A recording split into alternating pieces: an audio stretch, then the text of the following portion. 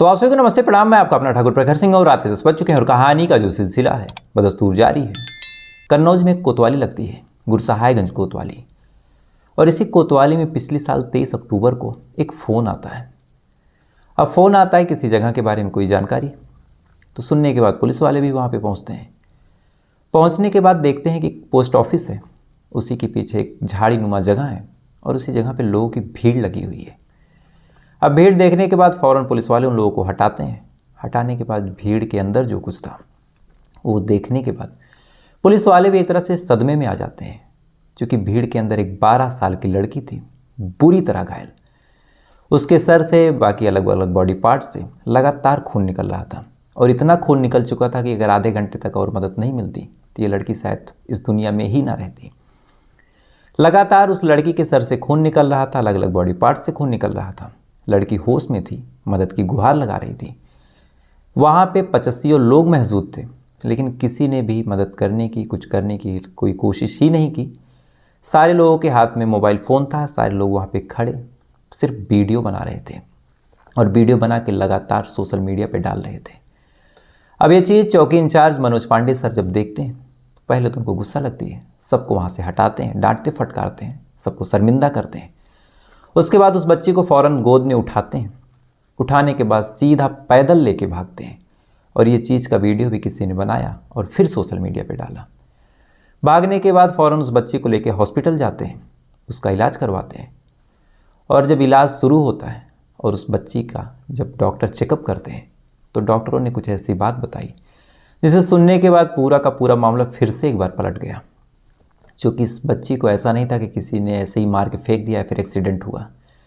बाकायदा इस लड़की के साथ किसी ने ब्रूटली रेप करने की कोशिश की और वो रेप करने में जब नाकाम रहा तब जाके उसने इस लड़की को इतना मारा और इस कदर मारा कि ये लड़की मरने की हालत में हो गई। अब पुलिस वाले जब ये चीज़ सुनते हैं कि पहले तो किसी ने इस तरह से रेप करने की कोशिश की, फिर कत्ल करने की कोशिश की, तो फिर ये कौन हो सकता है? और दूसरा सबसे बड़ा सवाल था कि ये लड़की कौन है? अब सवाल दो, जवाब कोई नहीं।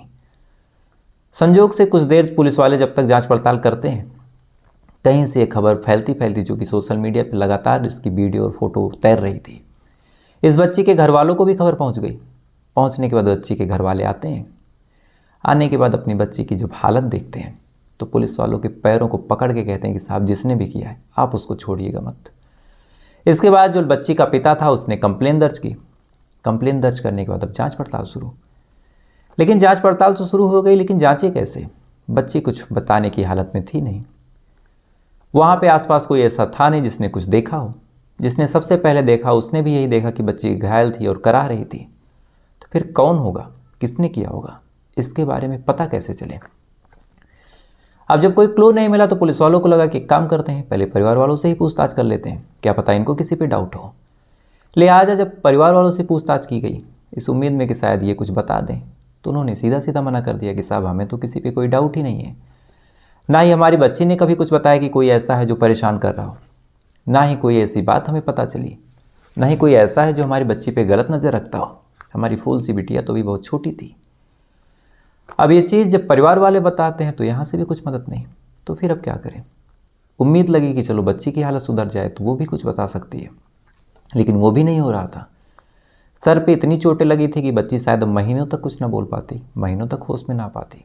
तो यहाँ से भी मामला कुछ नहीं बना। तो जब कहीं से कोई बात बही नहीं, कहीं से कोई क्लू मिला नहीं, तो पुलिस वालों ने सोचा कि एक काम करते हैं, जहाँ पे ये पूरी घटना हुई, जहाँ पे ये पूरा क्राइम सीन था, वहाँ पे तो कुछ नहीं मिला, लेकिन वहाँ पे आने के लिए अलग अलग रास्ते हैं और उन रास्तों पे अलग अलग दुकानें पड़ती हैं, अलग अलग बाज़ारें पड़ती हैं और उन दुकानों पे, उन बाज़ारों में कुछ कैमरे लगे हुए हैं। तो क्या पता किस्मत ही खुल जाए और किसी कैमरे में कुछ दिख जाए। बस अंधेरे में तीर चलाने के लिए पुलिस वालों ने अलग अलग जगहों के कैमरे खंगालने शुरू किए, अलग अलग दुकानों पे, अलग अलग बाज़ारों में। और अलग अलग कैमरों को खंगालने के बाद संजोग से एक कैमरा ऐसा था जहाँ पे ये लड़की किसी 20-22 साल के लड़के के साथ जाती हुई दिखाई दे रही थी। अब यहाँ पे भी पुलिस की बदकिस्मती की लड़की की शक्ल तो दिख गई, कपड़ों से पहचान हो गई कि हाँ ये वही बच्ची है, लेकिन वो दूसरा लड़का कौन है इसके बारे में कोई जानकारी नहीं। तो फिर अब क्या करें? कैमरे पे उसकी शक्ल भी उतनी अच्छी कैद नहीं हुई। पुलिस वालों को लगा कि अब ये क्या, एक बार बात बनी फिर खराब हो गई। लिहाजा पुलिस वालों ने उस लड़के के कपड़े को अपना आधार बनाया और 50 किलोमीटर की रेंज तक अलग अलग कैमरे खंगाले। और 50 किलोमीटर तक अलग अलग कैमरे खंगालने के बाद टोटल 132 कैमरे और चेक किए गए। और अंत में एक कैमरे में ये जो लड़का था उसकी शक्ल बढ़िया से कैद हो जाती है। अब जैसे ही लड़के की शक्ल कैद हुई तो फिर उसकी तलाश शुरू हुई। सबसे पहले परिवार वालों को दिखाया गया कि क्या आप इस लड़के को जानते हैं। परिवार वालों ने फिर मना कर दिया, कहा नहीं साहब हम नहीं जानते।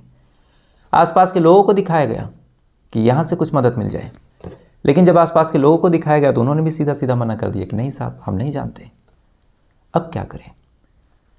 इधर ये कैमरा और ये तस्वीरें जब निकल के सामने आई तो चूंकि बच्ची की वीडियो और बच्ची की फ़ोटोज़ इतने लोगों ने वायरल कर दी थी, इतना ये हाईलाइट हो चुका था कि मीडिया वाले भी इस केस पे लगातार नज़रें गड़ाए हुए थे। कहीं से मीडिया वालों को इस लड़के की तस्वीर मिली, मीडिया में वायरल हुई। देखते ही देखते पूरे हिंदुस्तान में ये तस्वीर पहुंच गई कि ये लड़का कौन है, अगर कोई जानता हो तो बताए। और जब लगातार ये तस्वीरें तैरती रही, पुलिस वाले जांच पड़ताल करते रहे, इसी बीच एक थाने से फ़ोन आ जाता है। फ़ोन करने वाला पुलिस वाला ही था। पुलिस वाला खुद बताता है मनोज पांडे सर को कि साहब यहाँ पे एक जिस लड़के की आपने तस्वीर वायरल की है, जिस लड़के की आप तलाश कर रहे हैं, इस लड़के के खिलाफ़ कुछ मामले दर्ज हैं और मेरे भी थाने में एक मामला दर्ज है। और अगर आप चाहें तो इस लड़के का एड्रेस मैं आपको बता देता हूँ और इस लड़के के एड्रेस पे अगर आप दबिश डालें तो लड़का मिल सकता है। अब इसके बाद पुलिस वालों को जब ये बात पता चली, खासकर मनोज पांडे सर को, अब उनकी खुशी का ठिकाना नहीं कि चलो कम से कम एड्रेस मिला, अब खोज लेंगे। फ़ौरन उस पुलिस वाले से एड्रेस पूछा तो इस लड़के का जो एड्रेस निकला वो फर्रुखाबाद, जो बगल का ज़िला था, उसी फर्रुखाबाद ज़िले में एक गाँव पड़ता है खुदागंज। इसी खुदागंज का रहने वाला ये 22 साल का लड़का रामजी वर्मा था। अब जैसे ही नाम मिल गया, एड्रेस मिल गया, लोकेशन मिल गई, तमाम चीज़ें, पुलिस वालों को लगा कि चलो मामला सॉल्व, अब इसको जाएंगे उठाएंगे। उठाने के बाद बस अब सारे सबूत इसके खिलाफ हैं, उसके बाद फिर मामला सिंपल कोर्ट में जाएगा, वहाँ पे हम सज़ा दिलवा देंगे। इसी उम्मीद के साथ जब पुलिस वाले उस गांव में दाखिल होते हैं और घर तक पहुँचते हैं तो पहुँचने के बाद देखते हैं कि घर पे तो ताला लगा हुआ है और वो जो लड़का था 22 साल का रामजी वर्मा, वो घर से और बाकी परिवार समेत गायब। अब ये चीज़ जब पता चली तो फिर मुश्किलें बढ़ी कि अब क्या करें। एक बार पता नहीं चल रहा था, लेकिन पता चला तो फिर अब गायब हो गया। पूरा परिवार ही गायब है तो कहाँ गायब होगा, किसी से पूछताछ भी नहीं कर सकते। तो फिर पुलिस वालों ने एक काम किया, 2 टीमें बनाई। एक टीम ऐसी थी जो लगातार इन लोगों के पीछे पड़ी हुई थी, पूरे परिवार वालों के, और दूसरी टीम ऐसी थी जो इस लड़के की पूरी कुंडली निकाल रही थी। और जब कुंडली निकालनी शुरू की तो जो जो कहानियाँ निकल के सामने आई, वास्तव में हमारे शासन प्रशासन और हमारे कोर्ट को एक तरह से बहुत अच्छा संदेश देगी। दरअसल जब पुलिस वालों ने इस लड़के की कुंडली खंगालनी शुरू की तो शुरुआत में तो पूरे गांव में, पूरे खुदागंज में इस लड़के के बारे में कोई बात नहीं करना चाहता था, लेकिन पुलिस वालों ने जब लोगों को भरोसा दिलाया, लोगों को दिलासे दिलाया, तो फिर दबे शुरू में लड़कों ने, बाकी लोगों ने बोलना शुरू किया और फिर रामजी वर्मा की पूरी कहानी बताई। दरअसल रामजी वर्मा अपने परिवार में सबसे छोटा, पिता है माँ है नहीं, टोटल 3 भाई हैं। किसी भाई ने शादी नहीं की, परिवार का माहौल बिल्कुल ख़राब। रामजी वर्मा जब छोटा था तो तभी से इसके घर में ना कोई माँ थी ना कोई बहन। स्त्रियों के प्रति इसके मन में वहीं से सम्मान नहीं था। जब छोटा था लगभग 10-12 साल का, तभी अपने से बड़े लड़कों की संगत में रहता। संगत में रहने के बाद उन्हीं के साथ अलग अलग चीज़ें, गलत काम करता। और जो खबर निकल के सामने आए, जो लोग कहते हैं उस गांव के, कि गांव की महिलाएं अगर अपने घरों में नहाती तो ये छुप के देखने की कोशिश करता। कई बार लोगों ने देखा, कई बार लोगों ने पकड़ा, लेकिन किसी के जहन में चीज़ आई ही नहीं कि एक 10-12 साल का लड़का इस तरह से गंदी चीज़ें सोच सकता है। लोगों ने इग्नोर किया। इसका हौसला और बढ़ा और बढ़ने के बाद फिर ये लगातार ऐसी हरकतें रोज़ करने लगा।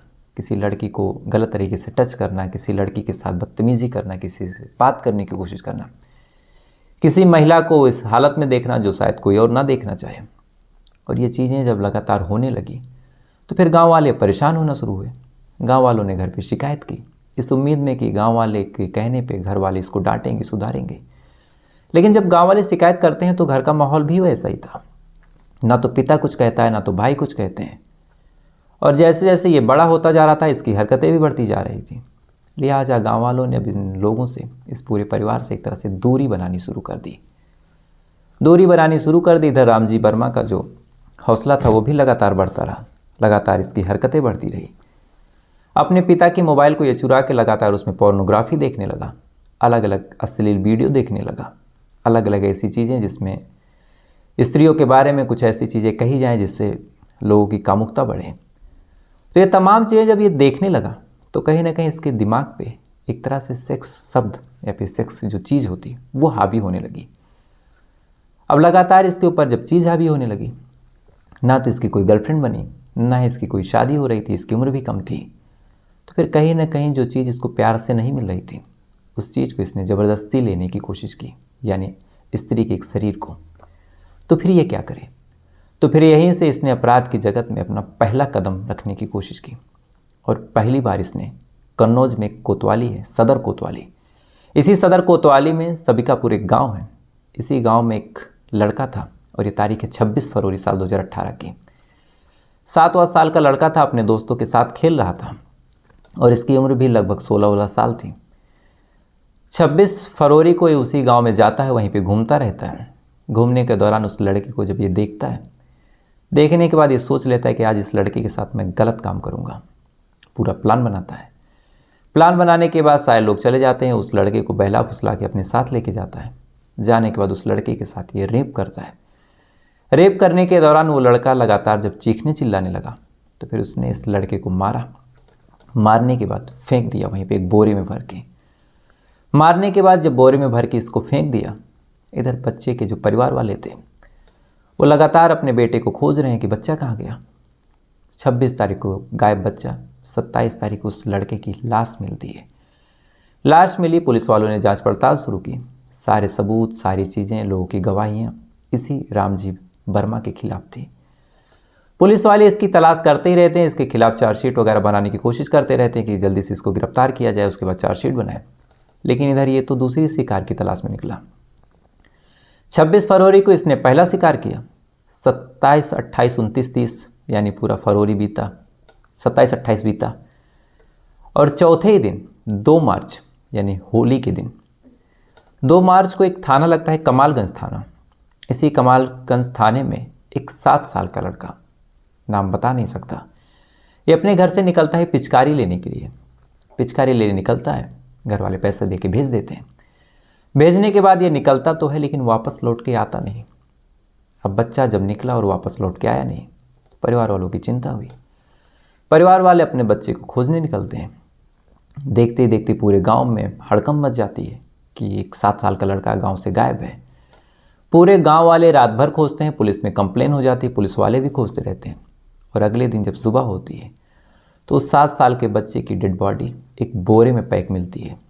बोरे को जब खोला जाता है तो उस बच्चे के शरीर पे ना तो एक कपड़ा होता है, शरीर का कोई ऐसा अंग था ही नहीं जो घायल ना हो।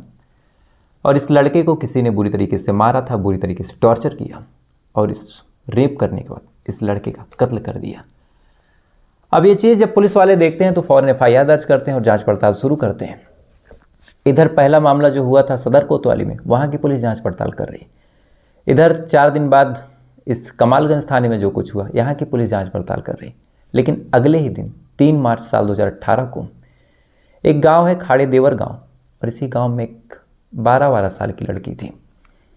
अपने घर से बाहर खेल रही थी, खेलने के बाद अचानक से गायब हो जाती है। अब अचानक से गायब हुई तो फिर घर वाले खोजने निकलते हैं और जैसे ही अपने बच्ची को खोजने निकलते हैं, लड़की की किस्मत अच्छी थी कि अचानक से परिवार वालों को इस लड़की की चीख सुनाई दी जाती है। चीख एक खेत से आ रही थी। अब ये चीज़ जैसे घर वाले सुनते हैं, तब तक गांव में भी खबर फैल चुकी थी कि एक 12 साल की लड़की गायब है। गांव वाले भी खोज रहे थे। तो फौरन सारे लोगों ने उस खेत में एक तरह से घेराबंदी की। घेराबंदी करने के बाद जैसे ही खेत के अंदर दाखिल होते हैं तो देखते हैं कि एक लड़का है जो इस लड़की के साथ गलत काम करने की कोशिश कर रहा, और लड़की जब विरोध कर रही तो इस लड़की को बुरी तरह पीट रहा। अब ये चीज़ जब आसपास के लोग देखते हैं कि उन्हीं की गांव की एक लड़की के साथ एक लड़का इस तरह से बदतमीजी, सारे लोगों का गुस्सा फूटता है। सारे लोग इस लड़की की पिटाई करना जब शुरू करते हैं, बुरी तरीके से मारते हैं, तब तक बात पुलिस में जाती है। पुलिस में जाने के बाद पुलिस वाले आते हैं, इसको गिरफ्तार करते हैं, थाने लेके जाते हैं। थाने लेके जाने के बाद जब पूछताछ करते हैं तो इसने अपना नाम रामजी वर्मा बताया, अपना पूरा एड्रेस बताया, और साथ ही जब इसके बारे में और जांच पड़ताल हुई तो जांच पड़ताल में बाकी और जो तीनों मामले थे उसके बारे में भी इसने बताया। इसके बाद अब इसने अपना एक बाले जुर्म किया, सारे सबूत सारी चीज़ें इसके खिलाफ, मामला कोर्ट में गया। कोर्ट में जाने के बाद अब यहाँ पे कायदे से सज़ा होनी चाहिए थी, लेकिन यहाँ पे फिर जुवेनाइल का लोचा फंस गया। कोर्ट में तो गया मामला, लेकिन उस समय इसकी जो उम्र थी 16 से थोड़ी सी कम थी। अब अगर 16 भी होती तो एडल्ट ट्रायल हो सकता था, लेकिन 16 से कम तो फिर कोई पनिशमेंट का ज़्यादा मतलब नहीं बनता। इसको जुवेनाइल जेल भेज दिया गया। एक तरह से साफ शब्दों में कहें तो बाल सुधार गृह, कि कुछ सालों में सुधर जाएगा, उसके बाद बाहर आ जाएगा। 2019 में इसको जेल भेजा गया, कोर्ट की इस उम्मीद पे कि आते के बाद ही सुधर जाएगा, अच्छी ज़िंदगी जिएगा। लेकिन वहाँ पे रहने के बाद भी इसकी चीज़ें ना सुधरी, ना ये अपने आप में कभी सुधरना चाहा। साल 2022 में जब ये निकल के बाहर आता है, आने के बाद इसके दिमाग में वही हवस, वही दरिंदगीपन भरा था। ये फिर से बाहर निकलता है अपने अगले शिकार की तलाश में, और बदकिस्मती से इसकी अगली शिकार यही बच्ची थी, जिसके केस की जांच पड़ताल इस समय मनोज पांडे सर कर रहे थे। अब ये तमाम चीज़ें जब लोकल लोगों से और अलग अलग थानों से पुलिस वालों को पता चली, तो कम से कम इसकी क्राइम कुंडली तो मिल गई। लेकिन सबसे बड़ा सवाल यही था, ये शख्स आखिर है कहाँ, और अगर कहीं और है तो इसकी पहचान हो कैसे, उसको खोजा कैसे जाए। और मामला इतना बड़ा है तो इसको सज़ा भी दिलवानी जानी चाहिए। लिहाजा पुलिस वालों ने पूरा प्लान बनाया। प्लान बनाने के साथ साथ अब अलग अलग भेष में अलग अलग लोगों के बीच पुलिस वाले अब घुलना मिलना शुरू हुए। अलग अलग जगहों पे अलग अलग मकानों में पुलिस वाले रहना शुरू कर देते हैं। यानी एक ऐसी टीम थी जिसको सिर्फ यही टास्क दे दिया गया था कि चाहे साल भर लगे, चाहे 2 साल लगे, लेकिन इसी केस पे लगे रहो और अब किस केस को सुलझाओ। इसके सोशल मीडिया अकाउंट को जब खंगाला गया तो उसमें भी इसने अलग अलग लड़कियों की फ़ोटो डाली थी। इसके नंबर को सर्विलांस पे लगाया गया तो नंबर यहीं पे था, नंबर बंद था। लिहाजा पुलिस वालों ने इसके रिश्तेदारों से लेकर इसके घर की रेकी करना शुरू की। अलग अलग नामों पे, अलग अलग पहचानों पे, इसके रिश्तेदार के यहाँ, इसके अलग अलग जगहों पे, साउथ इंडिया से लेकर नॉर्थ इंडिया तक अलग अलग जगहों पे पुलिस की टीमें जहाँ जहाँ डाउट होता दबिश बनाती रही। वक्त धीरे धीरे गुजरता रहा, इसका कहीं कुछ पता चलता नहीं। साल 2022 बीत गया, साल 2023 आ गया। साल 2023 में लगातार वक्त गुजरता रहा। जो मनोज पांडे थे अपनी टीम के साथ इस केस पे लगे रहे। लगने के बाद अब मीडिया भी भूल गई, सारे लोग भूल गए, तब तक न जाने कितने केस हुए। लेकिन पुलिस वाले जो इस केस पे लगे हुए थे एक छोटी से छोटी चीज़ को नोट कर रहे थे, और किस्मत से जून साल 2023 में एक क्लू मिल जाता है। और क्लू यही था कि ये जो मनोज रामजी वर्मा है एक जगह से लौटने वाला है। अब ये चीज़ जैसे ही पता चली तब तक इसके ऊपर 1 लाख रुपए का इनाम भी घोषित हो चुका था। यानी अब तक ये 1 लाख रुपए का इनामी बदमाश हो चुका था। अब 1 साल का इंतज़ार होने के बाद जब ये पता चला कि ये आने वाला है, पुलिस वालों ने अपनी मुस्तैदी दिखाई, दबिश डाली, इलाके को पूरा घेरा। घेरने के बाद जैसे इसको गिरफ्तार करने जाते हैं तो ये अपने तमंचे से पुलिस वालों के ऊपर फायर कर देता है। बदले में पुलिस वाले फायर करते हैं, पैर में गोली लगती है। लगने के बाद ये गिरता है, गिरने के बाद फिर पुलिस वाले इसको गिरफ्तार करते हैं। गिरफ्तार करने के बाद जब इससे सारी चीज़ें पूछते हैं तो लगभग इसने अपना सारा एक बाले जुर्म कर लिया है। अब चार्जशीट बना के मामला कोर्ट में गया है। हो सकता है कि इस बार इसको कड़ी से कड़ी सज़ा मिल जाए, क्योंकि इसका पास्ट रिकॉर्ड बड़ा ख़राब है। लेकिन अगर पहले ही ऐसा हो जाता, और हमारे देश के कुछ कानून इतने घटिया हैं कि इनकी वजह से न जाने कितने ऐसे लोग हैं जो बड़ी सज़ाओं के हकदार तो हैं, लेकिन उन्हीं कानूनों के तहत कभी वो सज़ा पाते ही नहीं। 2 लड़कों का कत्ल करने के बाद, तीसरी लड़की का रेप करने की कोशिश करने के बाद ये जेल गया, और महज 3 साल के लिए। तो कहाँ से सुधरता। तो लगातार इसने 2 लोगों का कत्ल किया। कायदे से 4 कर सकता था, लेकिन चौथी लड़की की किस्मत अच्छी कि वो बच गई। तीसरी लड़की के टाइम परिवार वाले मौके पर पहुँच गए, लेकिन 2 लड़कों के साथ रेप और मर्डर इसने किया। तो एक ऐसा सीरियल किलर या फिर एक ऐसा सीरियल रेपिस्ट जो ज़्यादा लाइमलाइट में तो नहीं आया, लेकिन कहीं ना कहीं ये भी उसी दर्जे का है, बाकी दर्जे के जो और लोग हैं।